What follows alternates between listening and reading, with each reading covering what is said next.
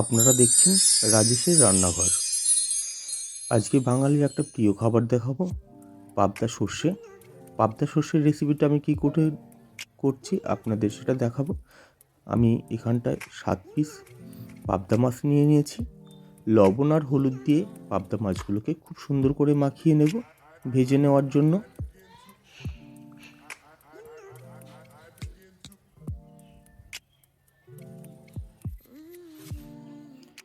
মাছগুলো লবণ হলুদ দিয়ে মাখানো কমপ্লিট হয়ে গেছে।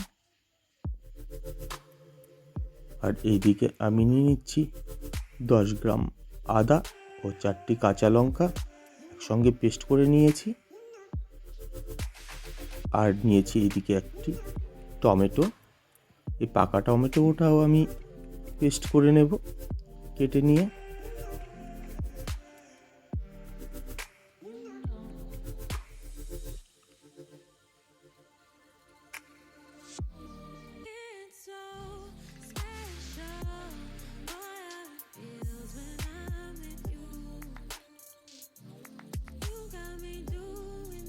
টমেটো পেস্ট কমপ্লিট হয়ে গেছে। আর সর্ষে নিয়ে নেব এখানটায় 3 চা চামচ সরিষা, আর নিয়ে নেব 2 চা চামচ পোস্ত। এই দুটোকে একসঙ্গে পেস্ট করে নেব।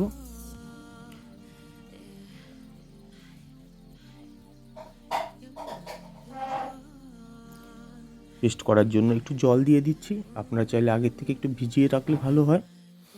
আর এদিকে একটা কড়া নিয়েছি, কড়ার মধ্যে আমি নিয়েছি 100 গ্রাম সরিষার তেল। তেলটা খুব ভালো করে গরম করে নিতে হবে, নাহলে কিন্তু মাছগুলো ভেঙে যাওয়ার চান্স থাকবে। তেল গরম হওয়ার পরে মাছগুলো আমি ভেজে নিচ্ছি।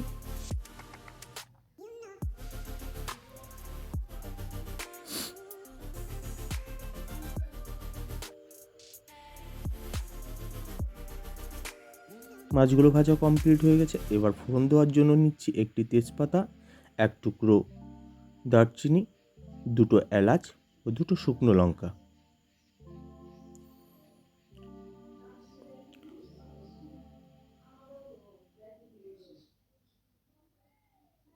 এর মধ্যে দিয়ে দিচ্ছি 1/2 চা চামচ কালো জিরে। এবার কালো জিরে দেওয়ার পরে এর মধ্যে পেস্ট করে রাখা আদার লঙ্কাটা দিয়ে দিয়েছি। ওটা দিয়ে হালকা ভেজে নেব মিডিয়াম তাপে। আর এদিকে 1/2 চা চামচ ধনিয়া আর 1/2 চা চামচ জিরের গুঁড়ো নিয়ে গুলিয়ে নেব একটা পাত্রে। গোলানো কমপ্লিট হয়ে গেছে, এটাও দিয়ে দিচ্ছি তেলের মধ্যে। আর পেস্ট করে রাখা টমেটোও দিয়ে দিচ্ছি। এটা মিডিয়াম তাপে একটু ভেজে নিতে হবে। স্বাদ মতো লবণ আর 1 চা চামচ হলুদ ব্যবহার করছি এখানটায় কালারের জন্য। এবার যখন মশলাটা হালকা ভাজা হয়ে যাবে, দেখবেন গায়ে থেকে তেল ছেড়ে দিয়েছে, তখন বুঝে নিতে হবে যে মশলাটা ভাজা কমপ্লিট হয়ে গেছে। তখন পেস্ট করে রাখা সরিষা আর পোস্ত দিয়ে দেব। এটা দিয়ে হালকা একটু ভেজে নেব।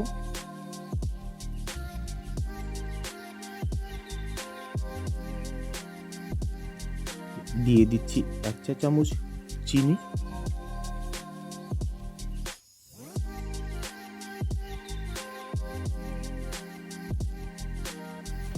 তা 2-3 মিনিট ভেজে নেওয়ার পরে এখানটায় 400 গ্রাম জল ব্যবহার করব আমি, যেহেতু গ্রেভিটা একটু মাখা মাখা হলে খেতে কিন্তু খুব স্বাদ লাগবে। জল দেওয়ার পরে ফ্লেমটা একটু হাই করে দেবো গ্যাসে। যখন ফুটে যাবে তখন ভেজে রাখা মাছগুলো একে একে দিয়ে দেব।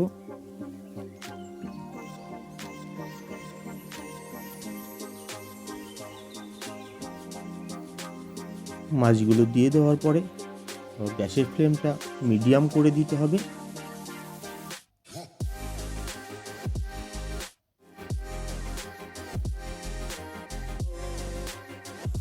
দু 3 মিনিট জাল করার পরে আবার ঢেকে আমি 3 থেকে 4 মিনিট জাল করব।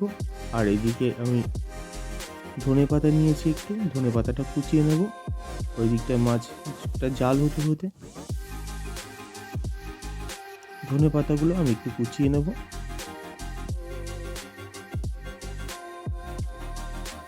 আমি 4 মিনিট পরে ঢাকা তুলে দিয়েছি।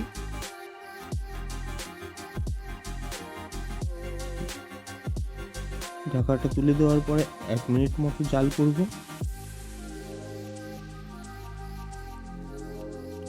এবার কেটে রাখা ধনিয়া পাতাগুলো অর্ধেকটা আমি দিয়ে দিচ্ছি, দিয়ে একটু মিশিয়ে দিতে হবে। এই ধনে পাতার জন্য কিন্তু গন্ধটা খুব ভালো বেরোবে। একদম রেডি হয়ে গেছে।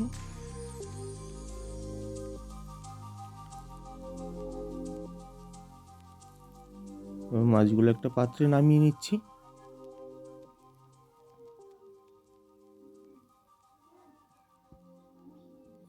এবার যে বাদ বাকি ধনে পাতাটা ছিল এর ওপর দিয়ে আমি একটু ছড়িয়ে দেব।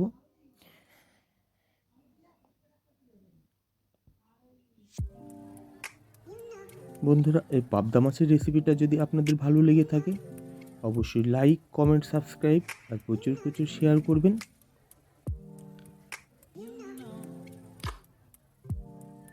গরম গরম ভাতের সঙ্গে কিন্তু অত্যন্ত সুস্বাদু লাগবে। পুরো ভিডিওটা দেখার জন্য ধন্যবাদ।